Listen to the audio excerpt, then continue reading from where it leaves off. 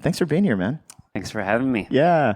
Hey, I would just love to hear, again, I introduced you. You're leading this church in Los Angeles, which many similar vibes to New York, obviously a little bit different, but would just love to hear just what's God been kind of pressing on your heart or teaching you lately in your own personal life and leadership journey? Yeah, I mean a lot. So I just a little bit of background. I've been a lead pastor for 7 years. Before that, I was a worship director who had zero plans to be a lead pastor, and so I still feel like a noob a little bit. And so I'm learning. And the year that I became a lead pastor was basically 2020, and so great year to become a lead pastor. And so I feel like I got thrown into the deep end. I came in with a lot to prove, with a lot of insecurity, a lot of imposter syndrome, in a time when I felt like pastors were expected to be everything and be the expert on every cultural, political, social issue. And so like my rhythms were all messed up during that time. And I would say, thankfully, over the last 7 years now doing ministry, I feel like and me honestly, and this isn't because Drew's up here with me, like meeting Drew, emotionally healthy discipleship, all of that has been instrumental in my own growth as a pastor, but also for our entire church. Our first sermon series that we did as citizens was Emotionally Healthy Church, and it was during the pandemic. People were going, as you know, during that time, everyone's family of origin issues were starting to come up because they were at home with, all the time with their families, and and so it was like this gem that we found, and our whole church just completely embraced it, and it's been such a huge part of our discipleship ever since. And so, yeah, I mean, it's been a journey for sure. I love that. And just, obviously the way you started and the way you've been resilient throughout, as you were mentioning this, would you just even share your journey into vocational ministry? Because even that was a little bit of a roundabout before you even became a worship pastor, right? Yeah. So I went to college to be, I'm an oldest son of immigrant parents. And so I followed the script exactly as they wanted me to. Went to an Ivy League school for undergrad, and then my initial desire was to be an anchorman. And then my junior year of college, I landed my dream internship at ABC7, and it was like, my life is gonna now go according to the script. That same summer, I also went on a 6-week missions trip to Russia. And it was like a crazy juxtaposition of the thing that I thought I wanted to do for the rest of my life with this other experience that turned out to be exponentially more fulfilling, than this. And so it threw me into an existential crisis. I came back, I applied to grad school for education, not really knowing what I wanted to do. Went to grad school for education in Boston, still zero plans to go into ministry. After graduating grad school with a master's in education, like to the horror of my parents, I told them I want to do music full time. They were like, "What? You are wasting your life." And so I did music full time for several years back in Philadelphia. Then I was starving, and so I needed to eat. So I started basically a K through 12 learning center. It was kind of like we did standardized test prep, tutoring. We did summer camps and everything.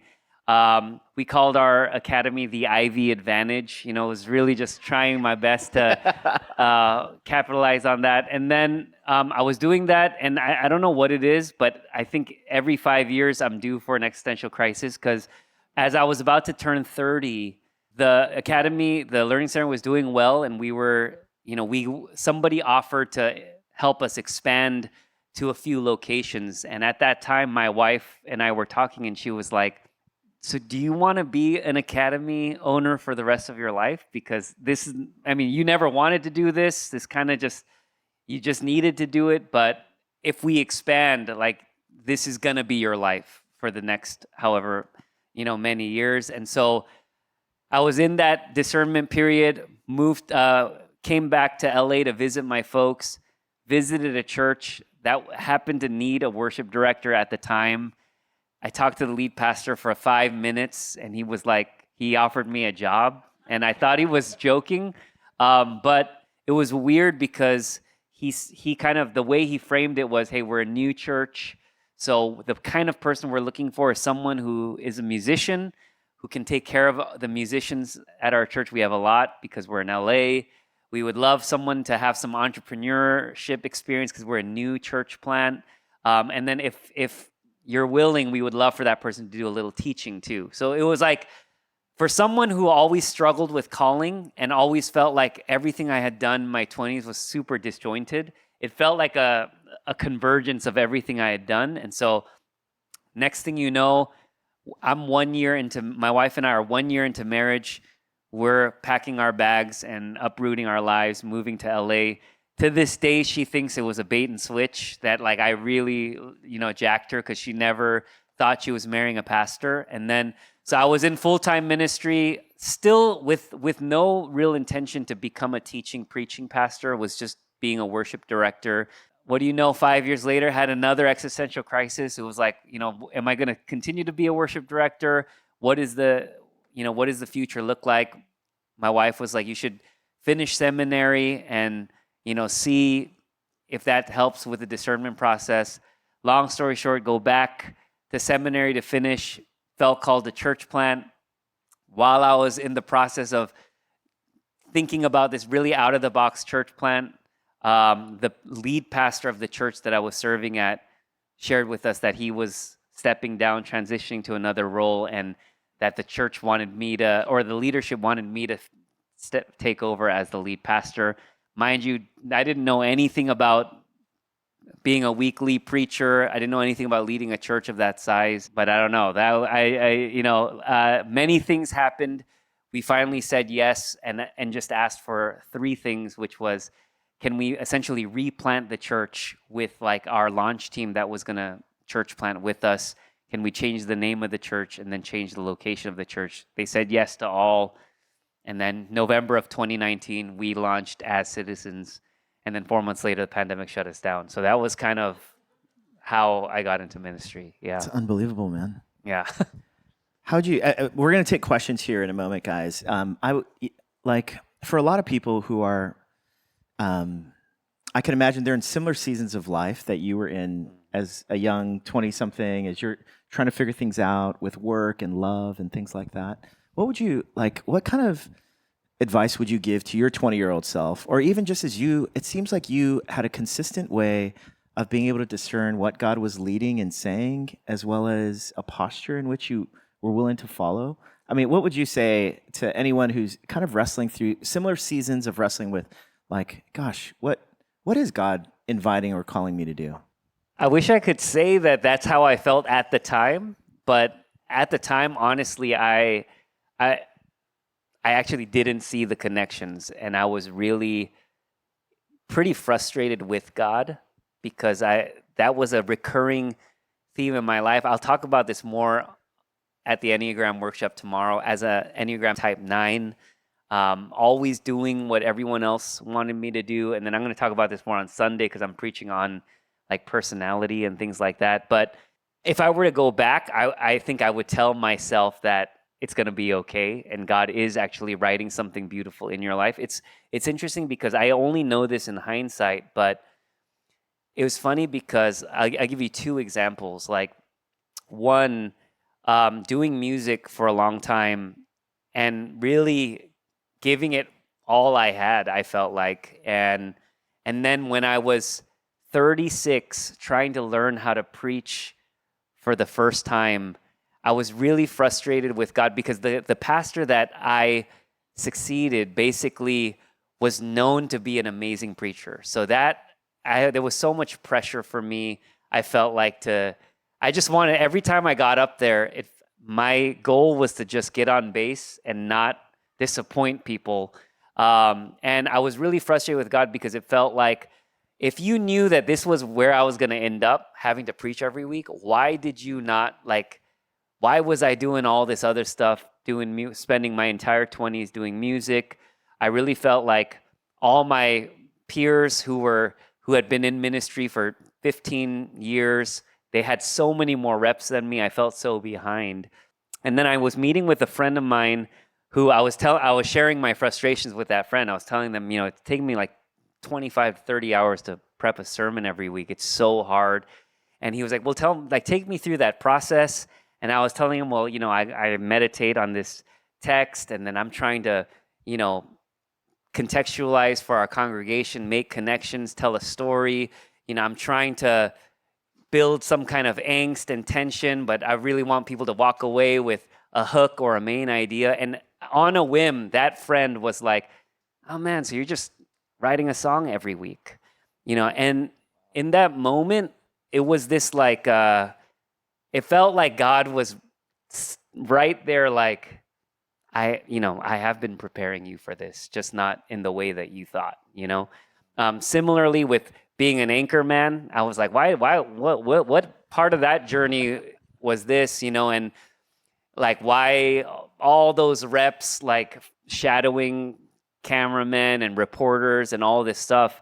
And there was this moment when we were shut down for the pandemic, my first year, and I was setting up my camera and about to preach in front of the camera, and I sat in front of the camera, and again, it was one of those out-of-body experiences where it felt like God was smiling, like, you thought it wasn't coming back, but I was preparing you for this the entire time. And so there have been a lot of moments like that where, in hindsight, I really see how God was orchestrating everything, Wow. That reminds me of the Kierkegaard quote, just like how we live life forward, but we understand life backward. Yeah, it's totally. Like these moments for you. It's pretty extraordinary. Friends, any questions that you guys have for Jason, his journey? I'll ask one more question and then I'll open it up. So just be ready. I think the demographic that you guys serve, Los Angeles, secular, post-Christian, young, right in downtown LA. Very similar, I think, to like New York City, the demographic here at our church for the most part. Like, what do you think are some of the most pressing kind of spiritual issues that, as you think about leadership formation for what you would want to encourage young leaders to grow in, what would you encourage them with? Well, it's interesting because we just did a survey of our church, and the thing that surprised us was across the board, almost every survey respondent, their desire was to grow deeper, and discipleship was the number one need. And it's interesting because I think there's a misconception about LA that there's we're superficial, people don't care about going deep. But that was really interesting for us to see that the spiritual appetite isn't the problem. The desire to go deeper wasn't the problem. The problem was people struggle to be consistent and make it a part of habituate it into their life. So it was the desire. We don't have to cultivate the desire. One thing that I love about pastoring a city like LA is you don't have to make people hungry for three reasons. People come to LA, it's an aspirational city. People come to reinvent themselves, to become the best version of themselves. So they're already open to, there's an openness to exploration, discovery, curiosity. And so there's so much, the on-ramp to Christianity is very accessible. Second, LA is also a place where you go to get your dreams crushed. You go there and you have a script and you think you're going to be a star in a couple years and things don't work out the way it does. Or it does work out exactly the way you scripted it and you're still unhappy and you're still empty. And so there's a deep kind of dissatisfaction also that is really conducive to Christianity. And then I would say the third thing, which I think is probably similar to New York, LA now is ground zero for so much of the political, social, racial tension, hostility. And I think when you're constantly surrounded by so much chaos. I mean, we were pretty much ground zero for the ICE raids, things like that. I think people are craving safety, and people are craving some kind of groundedness. And so the it's almost like the water is there. The harvest is so ripe. I think the thing that people struggle with in LA is busyness, distraction. There's always something to do. There's always something going on. And so the thing that we hear over and over again is, I want this, but I don't know how to incorporate this into my life. And so something we've been trying to do with our leaders is cultivate these really ordinary habits. This is where the rule of life has been really helpful. All the EHD stuff has been really helpful for our church. But just to help us grow deeper a little bit. Yeah, you guys did a series on like play and work Yes. and eat, like these ordinary habits, which was pretty awesome. Yeah, that resonated very much, with our congregation, because it was like, oh, you're telling us we don't have to add more, quote, spiritual activities to our already busy schedule, but you're telling us within the things that we're already doing, there are ways to, experience God's presence, become more aware of how God is already there. And so that's been a huge paradigm shift for us as well. I love it. I love it. Thanks, Jason. Hey, any questions that you all have for Jason here? Yeah, Kirsten. Nice to meet you. I love that you had an unconventional path to ministry. I think that's really beautiful, actually. What perspective do you feel like you're able to bring to your ministry by not having a straightforward path, like going to seminary? Yeah, I actually wrote like an article for this org called Sola, really, that was all about kind of how I benefited from going into ministry and seminary later. But a few of the things that I talked about was like, one, just being, living most of my 20s and being in settings during that time where I was pretty much the vast majority of my close working relationships, music relationships were with non-Christians. And so it just gives you a different, even now that's the one thing I lament, being a lead pastor, because my whole life revolves around, I'm only around Christians and God stuff all the time. But that perspective of just being in the workforce, like to be able to talk to artists at our church and creatives, and to feel like I know what kind of the angst that they're feeling, to know kind of like when someone's struggling with a boss or something, like, ministry is such its own beast of a vocation. It sometimes can make you feel disconnected from the rest of your congregation. So that was huge. Second, when I went to seminary in my mid-30s, I was so hungry to learn. Not that people who go to seminary early in their 20s, but I remember what I was like in my 20s. And I saw a lot of my classmates in their 20s. They're just kind of like, who came straight from out of undergrad. And I was already a dad. I'd already seen like maybe more ugly parts of myself and people that I would like to, that I would like to admit. And I think I went into seminary with such a different kind of posture than I think I would have earlier on. So I think those were the main things that were really huge for me. Yeah. Thanks, Kirsten. What else? Yes, Samuel. We'll go Samuel, then Dorcas, then Billy. Yeah. As someone who has really wrestled with the idea of whether or not I'm called to the vocational ministry or bivocational ministry, and I've had conversations with my parents, and my parents are like, "Well, absolutely nothing." And I've had a lot of conversations with like pastors, and there's a lot of like free books out there around like how honesty is dishonoring your parents for every question passed down. And I'm just curious what it's like from the perspective of what it's like going from like, the story is like the oldest son, what in your vacation parent household, and that conversation that's like, "Mom, Dad, I'm good at ministry." How do you wrestle for that? Yeah. I mean, that's still even that's still a dynamic I wrestle with now, even while doing ministry. Like, I love my parents, but every time I call them, the first two questions they ask is, how many people came to your church today?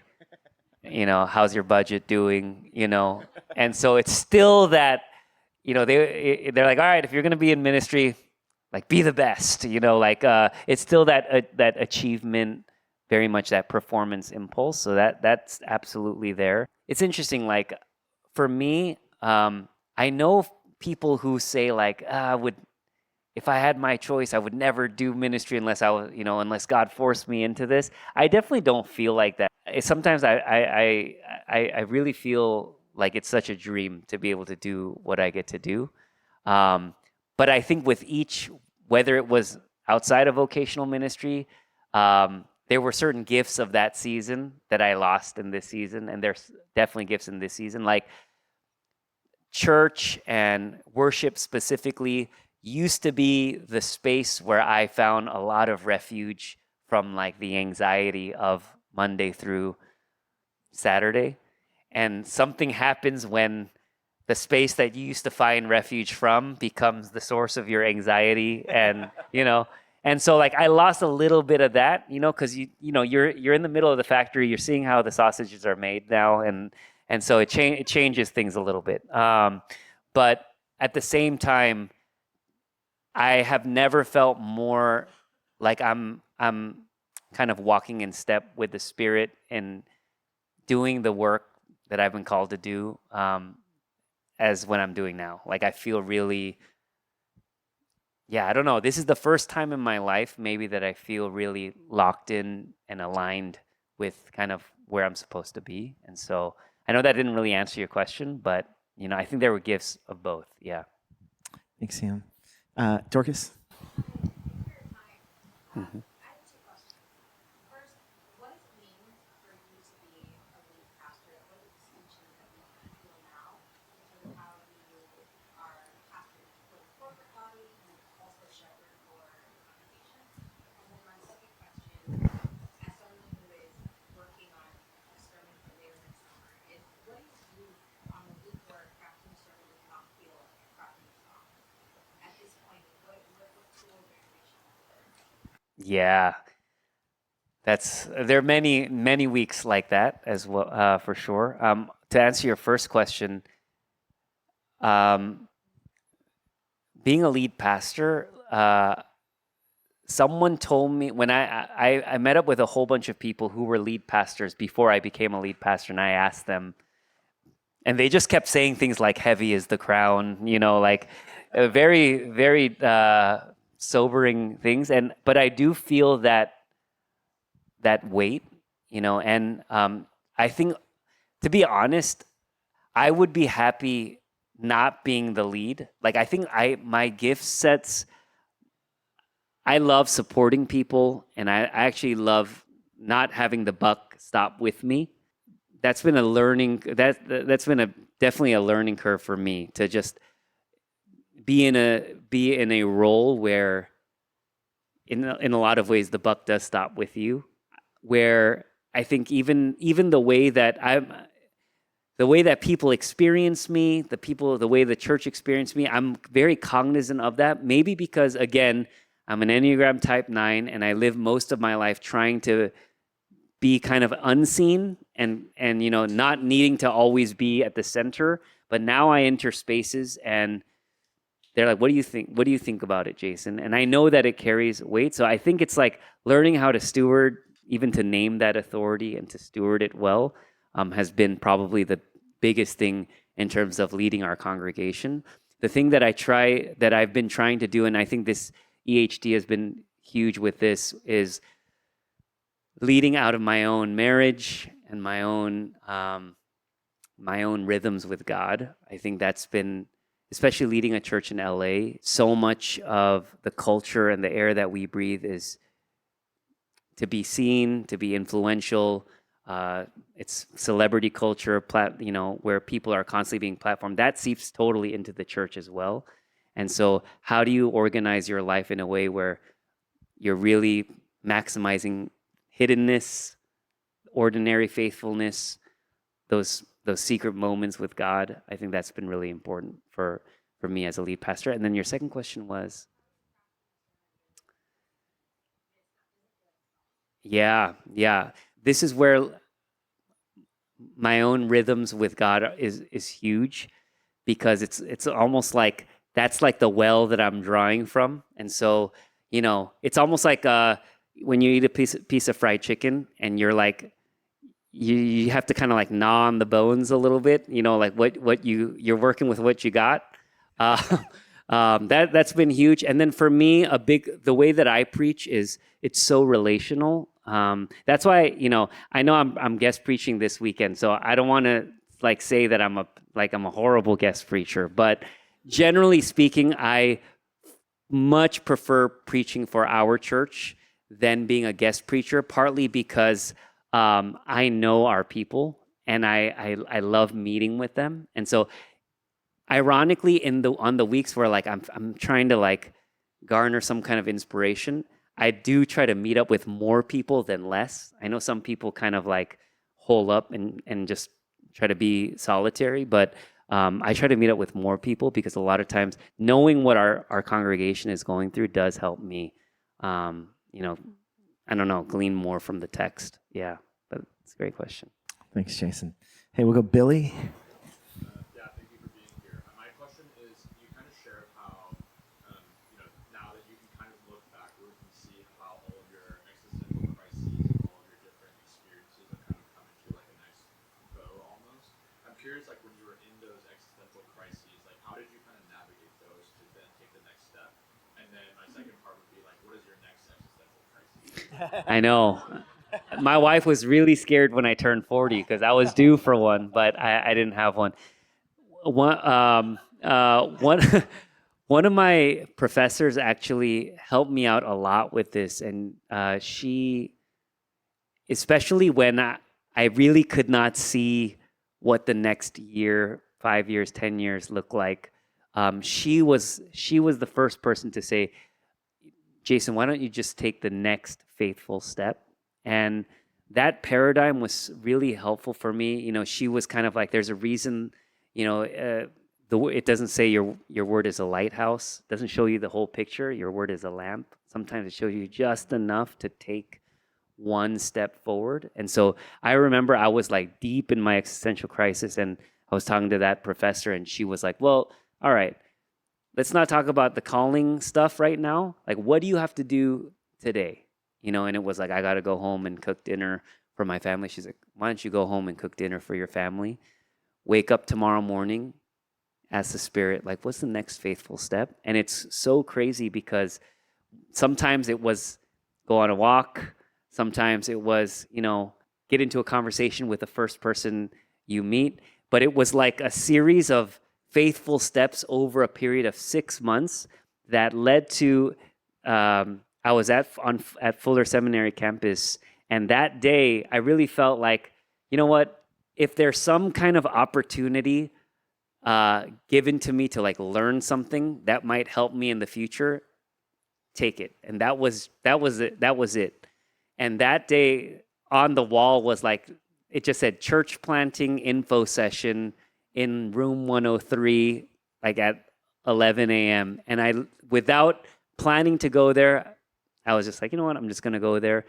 The guy who gave that info session was a guy named Len Tang, and he ended up becoming my mentor, who helped me discern the calling into potentially church planting. So I would never have thought that myself, but kind of that next faithful step mentality helped me so much during that season. Yeah. Beautiful. Thank you. Anyone else? We have time for one more question. Hannah. Throughout, it seems like you've been with your wife and your partner for a very long time, even throughout many different seasons, Mhm. career changes. How has she, I'm sure there's other supporters like your mentors as well, how has she specifically helped you discern throughout these existential crises? Or how did you feel very supported through probably very anxious, confusing times? Yeah, actually, the fact that when we got married, that I had zero plans to go into vocational ministry was probably in hindsight, again, the best thing, because we were together when I was a musician, when I was a business owner, and a worship director and a pastor. So in some sense, it really was, she was not really in it for anything. You know, there's a lot of parallels to our relationship with God, you know, like where she really loved Jason. And I think, especially with the hat that I'm wearing right now, where so many people at our church, the way that they know me is just as Pastor Jason. You know, I'm pastoring this church. Like to have somebody who knew and loved you as when you were as far from being Pastor Jason as you could probably fathom has been such a gift to me. And so because of that, and I'll talk about this a little bit on Sunday, like if anything, the conversation my wife and I often have is she often sometimes feels insecure and imposter syndrome because she feels like she's not built for ministry, you know, like that was never what she thought she was gonna go into. You know, she's a total introvert. So on Sundays, you see someone like right after service running to the car with our kids. That's my wife, you know. And to this day, I was sharing with someone that there are folks at our church who like ask her if she's new to the church, and you know, and she doesn't even. She's like, no, I'm not too new. I've been here for a while, you know. And so but in a weird way, like that, having someone like that at home is such a gift, you know, for especially pastoring in LA. She's not like, yeah, I mean, she's the biggest supporter in the most like non-pastor ministry way, if that makes sense. Yeah. Thanks, Jason. Hey, can we thank Jason for this time with us? Hey, he's going to be with us. He's going to be sharing. Here's what we're going to do. We're going to take a little break. If you want to get more food, feel free to go to the bathroom downstairs. And obviously, some people will be filing in during preparing for our worship night tonight. Jason will be sharing tonight as well. I did want to just make a couple of quick notes. Dave Jennings is wearing shorts today. Everyone, I've just, it's just unbelievable, guys. Just amazing. Like, what an incredible gift, Dave, to have you. And another cool moment, actually, that was Alexa, who's one of our elders here. Alexa, where's Alexa? Oh, there she is. Alexa came in, and she had her iPod from circa, what is this, mid-2000s maybe? I don't know. And she had one of Jason's, like, from his band, from your band? Yeah, it was on my album. It was on your album yeah. way back. So, Alexa, Yeah, now our paths collide here. That's Yeah. amazing. Here we are. What a way God works. Hey, thank you guys for today. And what an incredible gift. Just this idea of, sounds like the way that the rhythms of your life of just consistent obedience at different moments have been such a remarkable gift. So great to have you, Jason.